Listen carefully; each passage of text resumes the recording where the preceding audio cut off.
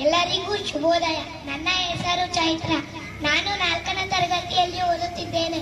ನಮ್ಮ ಶಾಲೆಯ ಹೆಸರು ಸ್ವಾಮಿ ವಿವೇಕಾನಂದ ಆಂಗ್ಲ ಮಾಧ್ಯಮ ಶಾಲೆ, ವಿಜಯನಗರ, ರಾಯಚೂರು.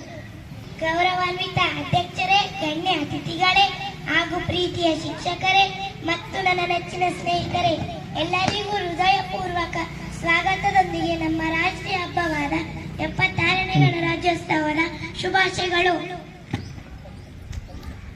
ಭಾರತ ನನ್ನ ದೇಶ, ಭಾರತ ನನ್ನ ತಾಯಿ, ಭಾರತ ನನ್ನ ಹೆಮ್ಮೆ. ಇವತ್ತು ನಾವು ಗಣರಾಜ್ಯೋತ್ಸವವನ್ನು ಆಚರಿಸುತ್ತಿದ್ದೇವೆ. ಗಣ ಎಂದರೆ ಸಮುದಾಯ, ಗಣರಾಜ್ಯ ಎಂದರೆ ಪ್ರಜಾ ಸಮುದಾಯದವರೇ ಆಳುವ ರಾಜ್ಯ ಎಂದರ್ಥ.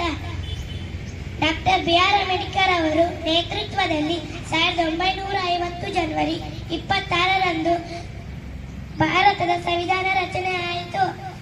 100 ವರ್ಷಗಳ ಗುಲಾಮಗಿರಿಯ ಸ್ವಾತಂತ್ರ್ಯದಲ್ಲಿ ಸ್ವಾತಂತ್ರ್ಯ ಪಡೆದು ಗಣತಂತ್ರಕ್ಕೆ ಕಾಲಿಟ್ಟ ಸುದಿನ.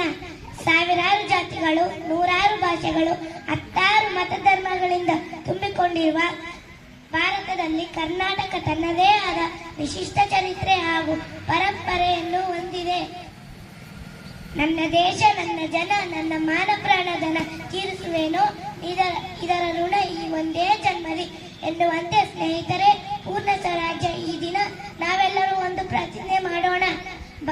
ತಾಯ್ನಾಡಿಗೋಸ್ಕರ ದುಡಿದು ಋಣ ತೀರಿಸುವವನೇ ನಿಜವಾದ ಭಾರತೀಯ. ಕ್ರೀಡೆ, ಸಾಹಿತ್ಯ, ಶಿಕ್ಷಣ, ವಿಜ್ಞಾನ, ರಾಜಕೀಯ ಕ್ಷೇತ್ರಗಳಲ್ಲಿ ಭಾರತದ ವಿಜಯ ಪತಾಕೆ ಆಡಿಸೋಣ. ವಿಶ್ವಪಟದಲ್ಲಿ ಭಾರತಕ್ಕೆ ಅತಿ ಎತ್ತರವಾದ ಸ್ಥಾನ ತಂದುಕೊಡೋಣ. ಇದನ್ನು ಕೇವಲ ನಮ್ಮ ಬಾಯಿ ಮಾತಿನಲ್ಲಿ ಮಾತ್ರ ಹೇಳದೆ ಮನಸ್ಸಿನಲ್ಲಿ ಇಟ್ಟುಕೊಂಡು ಜೀವನದಲ್ಲಿ ಸಾಧಿಸೋಣ. ಇಂದಿನ ಮಕ್ಕಳೇ ಮುಂದಿನ ಪ್ರಜೆಗಳೇ ಎನ್ನುವಂತೆ ನಾವೆಲ್ಲರೂ ಇಂದಿನಿಂದಲೇ ನಮ್ಮ ಹಿರಿಮೆ ಆದರ್ಶ ವ್ಯಕ್ತಿಗಳ ಮಾರ್ಗದಲ್ಲಿ ಸಾಗಿ ಉತ್ತಮ ವ್ಯಕ್ತಿಗಳಾಗೋಣ ಹಾಗೂ ದೇಶ ಪ್ರೇಮದಿಂದ ದೇಶದ ಹಿರಿಮೆ ಗರಿಮೆಯನ್ನು ಎತ್ತಿ ಹಿಡಿಯೋಣ ಎನ್ನುತ್ತಾ ನನ್ನ ಈ ಚಿಕ್ಕ ಭಾಷಣವನ್ನು ಮುಗಿಸುತ್ತೇನೆ. ಧನ್ಯವಾದಗಳು.